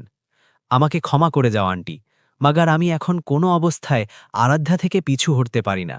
আমি তানভীকে সর্বদা নিজের বন্ধু মনে করেছি, এবং আজ যা সে করেছে সেই বন্ধুত্বের সম্মান ছিল যে আমি তার মুখে থাপ্পড় মারিনি। না হলে এই কথা ক্ষমা করা যায় না। আমি আপনার অনুগ্রহের সর্বদা কৃতজ্ঞ থাকব, মাগার এর বদলে আমি নিজেকে সঁপে দিতে পারি না, এবং না আমার হৃদয় এখন এই কথার অনুমতি আমাকে দেয়। ক্ষমা চাই। এটি বলে সে উঠে কক্ষের দিকে এগোল। জ্বালা যন্ত্রণা এখন তার চোখ থেকে প্রকাশিত ছিল। দাদি স্যার সিঁড়ি চড়তে পারেন না, এই কারণে তারা আরাধ্যাকে তার কক্ষে পাঠিয়েছে। সে কামিজ খুলে এখন নিজেই ব্যান্ডেজ লাগাচ্ছিল। খুব কষ্টে যন্ত্রণা তার চোখে প্রকাশিত হচ্ছিল। সে দ্রুত তার কাছে এলো। দয়া করে আমাকে ব্যান্ডেজ করতে দিন। সে তার হাত থেকে ব্যান্ডেজ ধরে নিয়েছে। ঘা বেশ ছড়িয়ে গিয়েছে। যদি এই তেল আজ তার মুখে পুড়ত তো সে ভেবে একটি শিহরণ নিল। রিয়াংশ তার চোখে দেখে যেন সব যন্ত্রণা ভুলে গেল। সে তার হাত ধরে তাকে নিজের কাছে বসালো। কি এখনও আমার থেকে কোনো অভিযোগ আছে তোমার? সে তার চোখে দেখতে দেখতে বলল। তো কি এটি সব হিরো হওয়ার জন্য করেছেন আপনি? তো খুব ধন্যবাদ, না হলে আজ তো আমি নিজের মুখ কাউকে দেখানোর যোগ্য না থাকতাম। সব মজা করত আপনার যে রিয়াংশের স্ত্রী মুখ দেখানোর যোগ্য নয়, চাহে আমি নামমাত্রই সত্য আপনার স্ত্রী। সে না চাইতে রাগ হয়েছে এবং রিয়াংশ অবাক হল। আখেরে কোন মাটির তৈরি তুমি? কোনো কথার প্রভাব হয়ই না তোমার উপর, উল্টে খারাপ চিন্তা হয়ে যায়। সে যেন জীবন ভরে জ্বলছে। তো কি করব? আপনি এখানে নিয়ে আসতেই আমাকে সকলের চোখে 2 কড়ির করে দিয়েছেন, নকরানি বানিয়ে দিয়েছেন। আপনাকে কি লাগে যে নকরানিদের সাথে কি ধরনের আচরণ করা উচিত? তার নারাজির আসল কারণ এখন সামনে এসেছে। ভালো, তো এটি কথা। দাদি স্যার সেবাকে তুমি এত নীচ মনে করো? বরং সত্য জিজ্ঞাসা করো তো, আমি তোমাকে তাদের জন্যই বিবাহ করে নিয়ে এসেছিলাম। তাদের একেবারে তোমার মতো বধূ আমার জন্য চাই। যদি আমি বিবাহ করতাম তো এমনই কোনো মেয়ের সাথে করতাম যে আমাকে সামলাতে পারে এবং বিশেষ করে দাদিসাকে সামলাতে পারে, তার একাকিত্ব দূর করতে পারে। যদি তুমি এই জিনিসকে কম মনে করো তো এটি তোমার নিজের চিন্তা। আরাধ্যা তার কথা শুনে লজ্জিত হয়ে গেল। আমাকে তাদের সেবা করতে কোনো লজ্জা নেই, বরং সে তো আমাকে নিজের দাদিসার মতো লাগে। নরম হৃদয়ের, খোলা হৃদয়ের, ভালোবাসা করা। সে তার বাহুতে ব্যান্ডেজ বাঁধতে বলতে লাগল। তার সঙ্গের অনুভূতি খুব গভীর ছিল যে তার হাত কাঁপতে লাগল। আরে তুমি তো রং বদলাও যার, তুমি এত নির্দোষ নও যত দেখাও। সে তাকে তার কাছে টেনে বলল, এবং এর আগে যে সে তার উপর প্রভাবশালী হয়। আরাধ্যা হঠাৎ উঠল। আপনি একবার চিকিৎসককে দেখিয়ে দিন। তো যত করতে হবে করে দিয়েছি। এখন আমি দাদিসার কক্ষে যাচ্ছি। তাদের সেবার জন্য যদি আপনাকে কিছু চাই তাহলে বলুন। সে নির্দোষভাবে বলল। তো রিয়াংশ ধীরে হাসল। আমি নিজের কথায় এক জিনিস যোগ করতে ভুলে গিয়েছি, যে তুমি শুধু দিনের সময় তাদের সেবার জন্য, রাতের সময়ের জন্য নয়। সে দুষ্টুমি সহ বলল, কারণ রাতের সময় আমার সেবা করবে। আমি সারাদিন ক্লান্ত হয়ে বাড়ি আসি, তাই আমাকে রাতের সময় তোমার দরকার হবে। সে তার বাক্য সম্পূর্ণ করে বলল, তো আরাধ্যার মুখে লালিমা ছড়িয়ে পড়ল। সে হঠাৎ কক্ষ থেকে বাইরে দৌড়ে গেল। হৃদয় অদ্ভুত ধরনে ধরকতে লাগল। এটি সত্য যে সেই কোনো অন্যকে ভালোবাসত। সে শৈশব থেকে তাকে পছন্দ করত এবং সেও তাতে আগ্রহ রাখত। মগর রিয়াংশের স্ত্রী হওয়ার পরে সে একবারও অঙ্কুরের বিষয় ভাবেনি। হয়তো বিবাহের সম্পর্কে এত কঠোরতা হয় যে নারী তার পুরনো প্রেমিককে খুব পিছনে ছেড়ে দেয়। মগর রিয়াংশের আচরণ তাকে খুব যন্ত্রণা দিয়েছে, এবং আজ যখন সে তার যন্ত্রণার ক্ষতিপূরণ করে নিয়েছে তো আরাধ্যার হৃদয় যেন সাফ কাচের মতো হয়ে গিয়েছে। হাসতে হাসতে সে দাদিসার কক্ষের দিকে এগোল। পথে সে তন্ভীর সাথে ধাক্কা খেল, যে রক্তভরা নজরে তাকে দেখছিল। আমি দেখি যে তুমি কতদিন রিয়াংশের হৃদয়ে রাজ করবে। এটি শুধু কিছু সময়ের জন্য রাগে আছে, মগর এত পুরনো বন্ধুত্ব এত সহজে শেষ হতে পারে না। আমি জানি যে সেও আমাকে ভালোবাসে, মগর এখন নারাজ আছে এবং আমি তাকে মানাবো। তুমি নিজের জিনিসপত্র গুটিয়ে এখান থেকে বেরিয়ে যাও। সে তাকে ধমকি দিয়ে সেখান থেকে চলে গেল। মগর আরাধ্যা জানত যে রিয়াংশের নজর এবং হৃদয়ে শুধু এবং শুধু সে বসে আছে। এত তো তাকে চেনা ছিল। সে একটি গভীর শ্বাস নিয়ে দাদিসার কক্ষে গেল, তো দাদিসা খুশি খুশি তাকে গলে ধরে মিলল। রিয়াংশ বড় গোপন, সে তো তার দাদিসাকেও এই রহস্যের বিষয়ে বলা দরকার মনে করেনি। মগর আমি খুশি যে সে তোমার মতো মেয়েকে তার জীবনে অন্তর্ভুক্ত করেছে। আমাকে তো তুমি প্রথম নজরে পরিবারের খানদানি মেয়ে লেগেছিল, এবং বয়সের পার্থক্য কোনো এত অর্থ রাখে না। বেটা, আমার নাতি তোমাকে খুব সুখী রাখবে, কারণ আমি তার চোখে তোমার জন্য আজ প্রথমবার ভালোবাসা দেখেছি। তার ভালোবাসাকে অস্বীকার করো না, কারণ রিয়াংশ থেকে ভালোবাসা প্রত্যেক নারীর ভাগ্যে আসে না। সে আরাধ্যাকে গলে ধরে বলল, তো আরাধ্যার হৃদয়ে যেন একদম শান্তি প্রবেশ করল। তাকে এখন কারো ধমকির থেকে কোনো ফারাক পড়ে না। যদি তার ভাগ্যে কোনো শান্তি এবং সুখের মুহূর্ত লেখা থাকে তো তাকে কেউ টালতে পারে না। ঈশ্বরে তাকে পুরো বিশ্বাস ছিল। অবশ্যই সে লোককে তার শক্তির থেকে বেশি পরীক্ষা করে না। কৌশল্যাজি নিজের জিনিসপত্র গুটিয়ে সভাকক্ষে পা ওপর পা রেখে বসেছিলেন। তাদের বড় অহংকার ছিল যে রিয়াংশ তাদের থামাবে। দাদিসা তাদের দুঃখ সহকারে দেখলেন। দেখো কৌশল্যা, আমি মানি যে তোমার রিয়াংশের ওপর খুব অনুগ্রহ আছে। তুমি তাকে তখন গোদে তুলেছিলে যখন তার মাথা থেকে মা বাপের ছায়া উঠে গিয়েছিল। মগর তুমি নিজে বলো যে এটি সবকিছু তুমি তার জন্য করেছিলে, না যে নিজের কন্যার রিস্তা আমার সাথে করতে পারো। এটি তো দ্বিমুখিতা হলো না।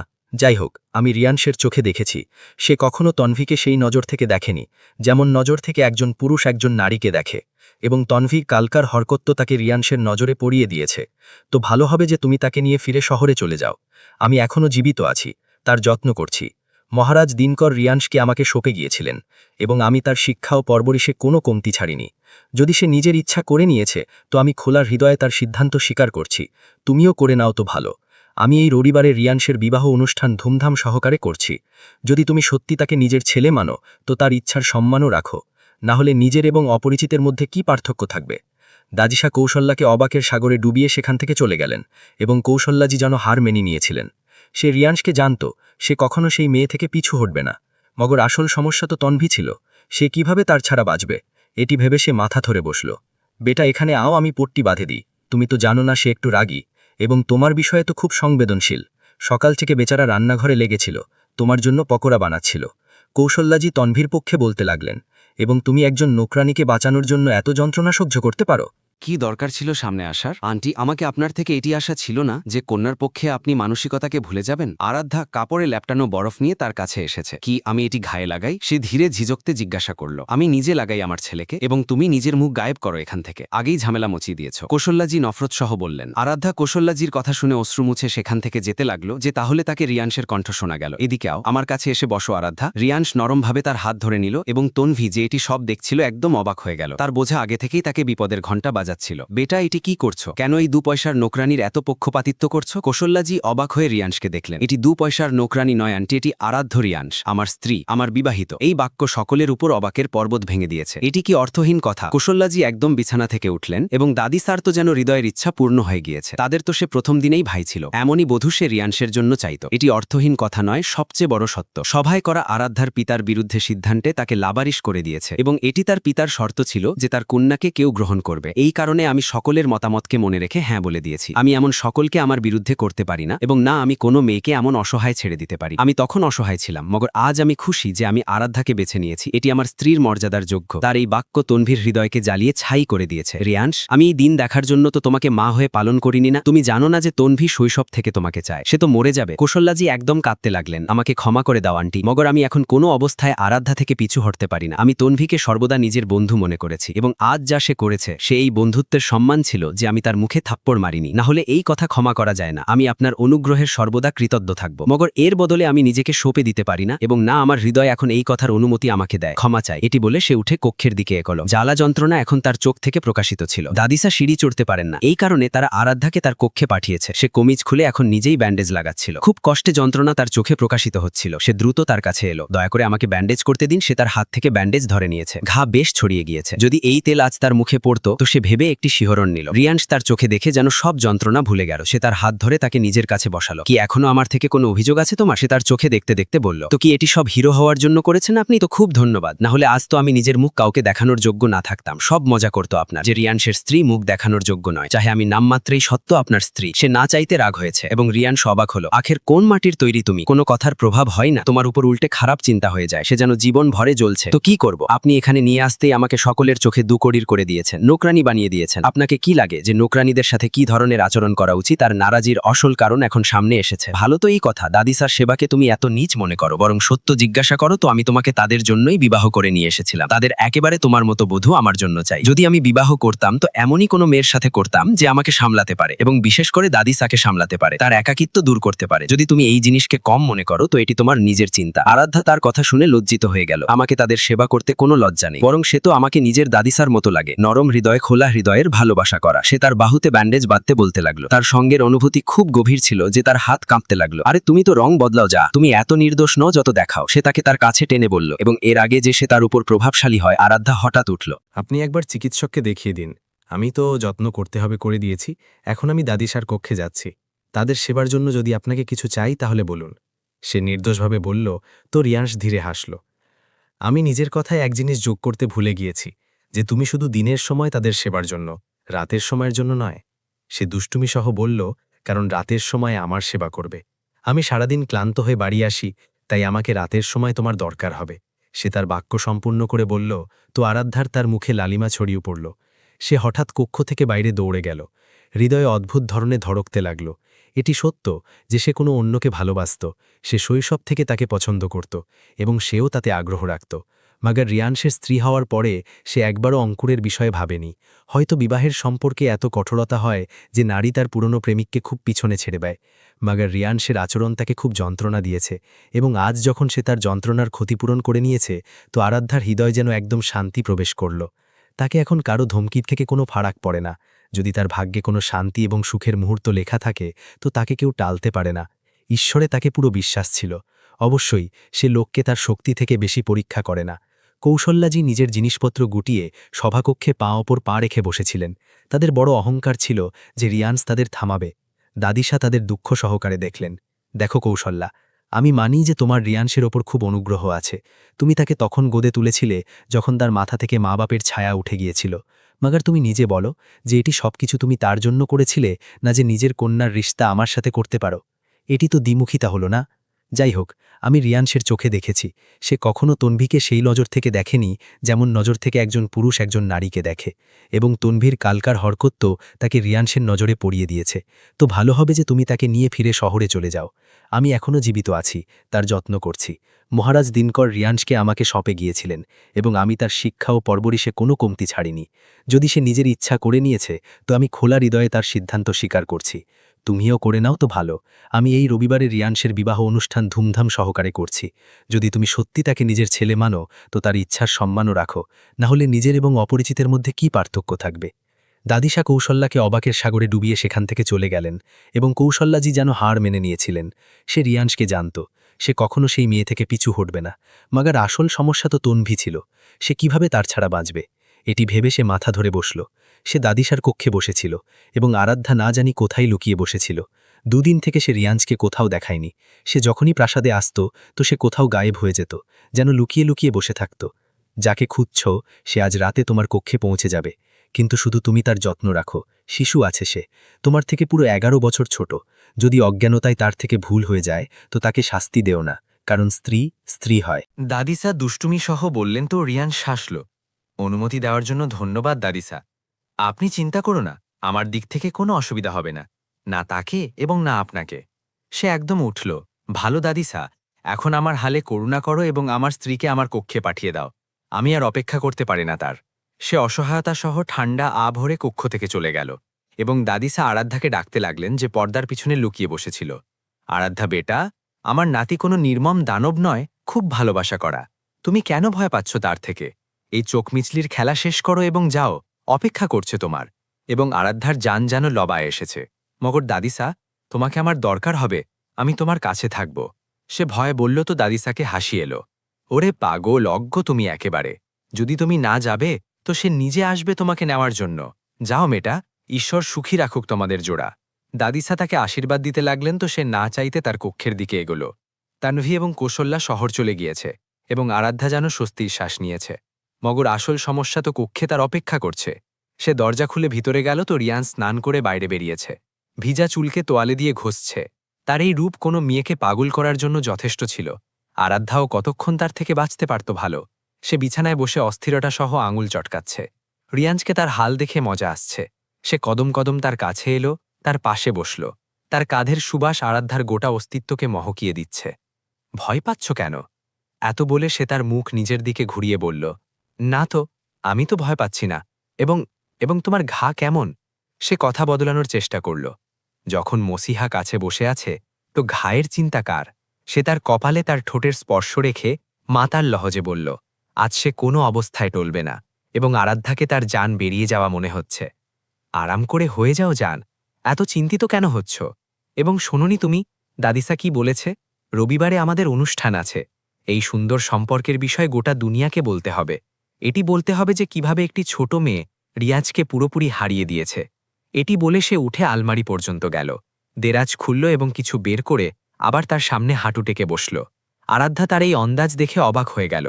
সে ডিব্বি খোলে এবং তার থেকে একটি হীরার হার বের করতে লাগল। এটি তোমার মুখ দেখানো। যত তোমার সুন্দর, তোমার সামনে এই উপহার কিচ্ছু নয়, খুব তুচ্ছ।